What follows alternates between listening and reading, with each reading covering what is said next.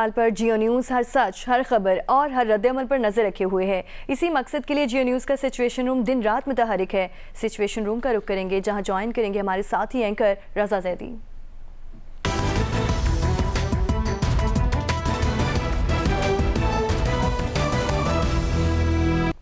खलीज तावन council ने पाक भारत कशीदगी के तनाजुर में जनूबी एशिया में बिगड़ती हुई सूरत हाल पर इजहार तशवीश किया है। 6 मुल्की अरब इत्तेहाद के सेक्रेटरी जनरल ने अपने बयान में पाकिस्तान और भारत को तहम्मुल का मुजाहरा करने और फौरी मुज़ाकरात शुरू करने का मशवरा दिया है। खलीज तावन काउंसिल के जनरल सेक्रेटरी ने इख्तलाफात के हल के लिए पुरअमन ज़राए इख्तियार करने की अहमियत पर भी जोर दिया है। 2 दिन कबल वज़ीर आज़म शहबाज शरीफ से सऊदी अरब, मुत्तहदा अरब अमारात और कुवैत के सफ़ीरों ने मुलाकात की थी, जिसमें वज़ीर आज़म शहबाज शरीफ ने सऊदी अरब और UAE को पैगाम भेजा था कि वो कशीदगी में कमी के लिए किरदार अदा करे।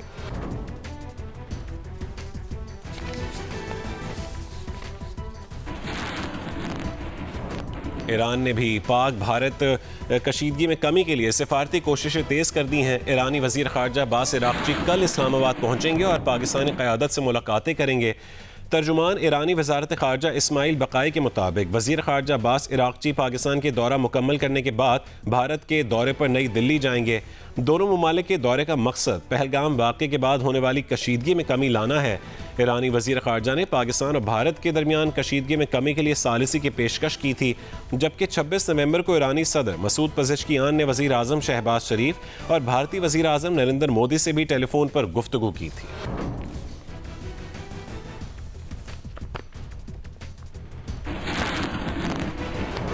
वफाकी वज़ीर इत्तलात अताउल्लाह तारर और DG-ISPR लेफ्टिनेंट जनरल अहमद शरीफ चौधरी आज सियासी जमातों के रहनुमाओं को ब्रीफिंग देंगे।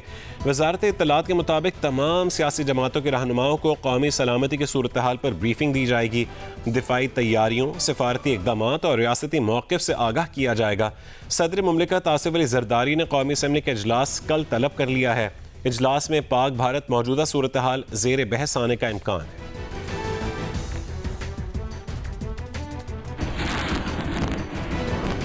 इंडस वाटर कमीशन ने भारत की जानिब से मुआहदे की खिलाफ वर्जियों की तफसील हुकूमत को भेज दी है। इंडस वाटर कमीशन के ज़राए के मुताबिक भारत 3 डैम्स तामीर करके अमली तौर पर सिंतास मुआहदे की खिलाफ वर्जी पहले ही कर चुका है। तीनों बार भारत को वर्ल्ड बैंक और न्यूट्रल एक्सपर्ट से सुब्की का सामना भी करना पड़ा। भारत ने 2005 में बगियाड़ डैम, 2010 में किशन गंगा और 2016 में रतले डैम बनाकर मुआहदे की खिलाफ वर्जी की है। इंडस वाटर कमीशन के ज़राए का कहना है कि भारत अब पहलगाम वाक़े की आड़ लेकर सिंतास मुआहदे को ही मुअत्तल कर चुका है। ज़राए के मुताबिक इंडस वाटर कमीशन महकमाना कानूनी मुशावरत का अमल मुकम्मल कर चुका है। आइंदा का फैसला हुकूमत करेगी। आलमी सालिसी क़वानीन के मुताबिक यकतरफा तौर पर इंडस वाटर ट्रीटी की मुअत्तली मुमकिन नहीं है।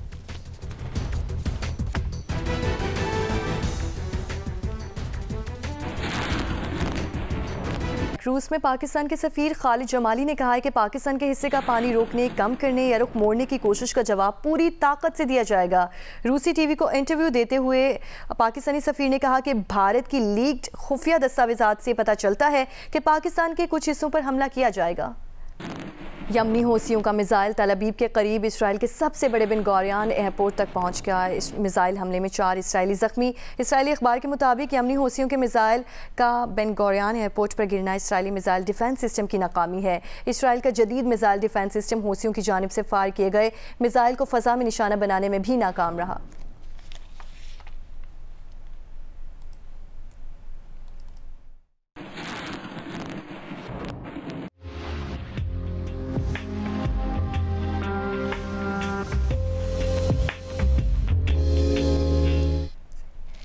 खानपुर और रावल डैम में पानी के ज़खायर में कमी के बाद रावलपिंडी में वाटर एमरजेंसी नाफिज कर दी गई। वासा के मुताबिक खानपुर डैम में सिर्फ 1 माह और रावल डैम में सिर्फ 3 माह के पानी का ज़ख़ीरा रह चुका है। बारिशें ना हुई तो जुड़वा शहरों में पानी का मसला संगीन हो सकता है।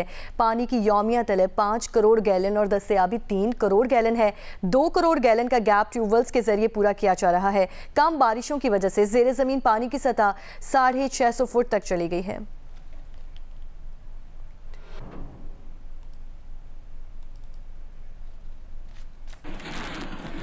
और पेशावर में ज़ेरे ज़मीन पानी की सतह खतरनाक हद तक कम हो रही है। पानी के ज़ेरे ज़मीन ज़खायर में सालाना 1 फुट कमी रिकॉर्ड की जा रही है। माहौलियाती तब्दीली, आबादी में इजाफा, कम बारिश और खुश्क साली पानी की गिरती सतह की बड़ी वजूहात में से हैं, जिन पर काबू पाने के लिए हुकूमत ने इक़दाम शुरू कर दिए हैं। पेशावर से देखिए शीबा हैदर की रिपोर्ट।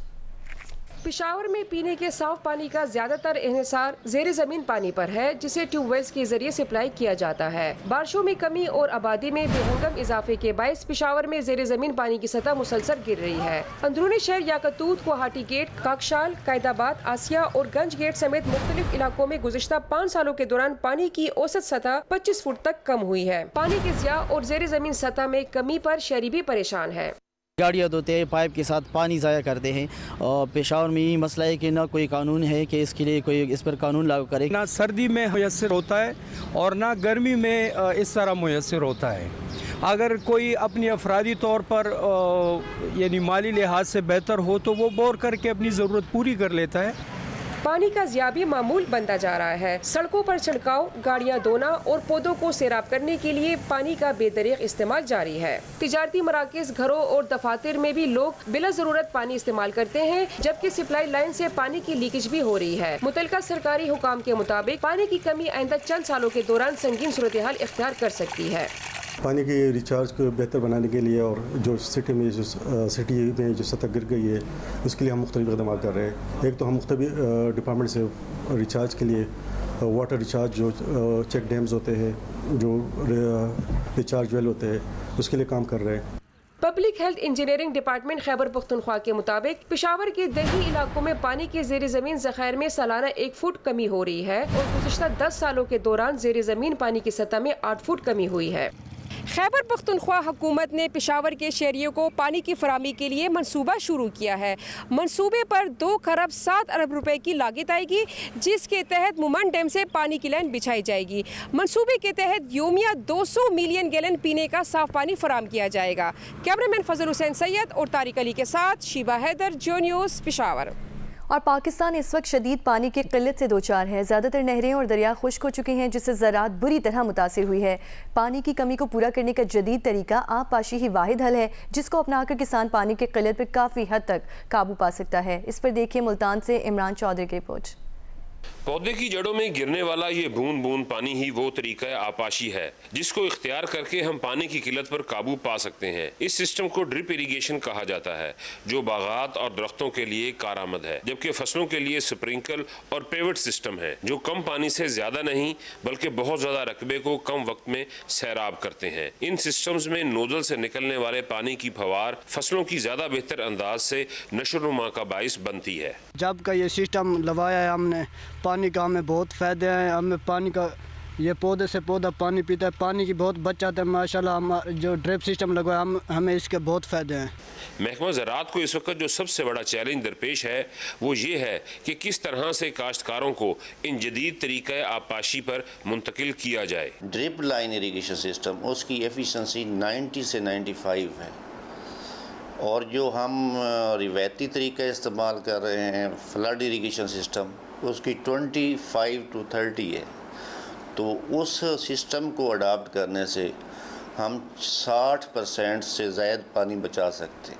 पाकिस्तान भर में फसलों को सैराब करने के लिए जो रवायती तरीक़ा आबपाशी इख्तियार किया गया है, पूरी दुनिया में सिर्फ गिनती के मुमालिक में ही ये फरसूदा तरीका आबपाशी राइज है। ड्रिप इरिगेशन हो या स्प्रिंकल सिस्टम, इसकी अफादियत का अंदाज़ा इस बात से लगाया जा सकता है कि 1 एकड़ रकबे को अगर रवायती तरीके से सैराब किया जाए तो उसके लिए जितना पानी दरकार होता है उतना ही पानी अगर काश्तकार के पास जदीद तरीका सैराब लगा हुआ हो तो उससे वो 12 एकड़ रकबे को काश्त कर सकता है। कैमरामैन मोहम्मद सैफ के साथ इमरान चौधरी, जियो न्यूज़, मुल्तान।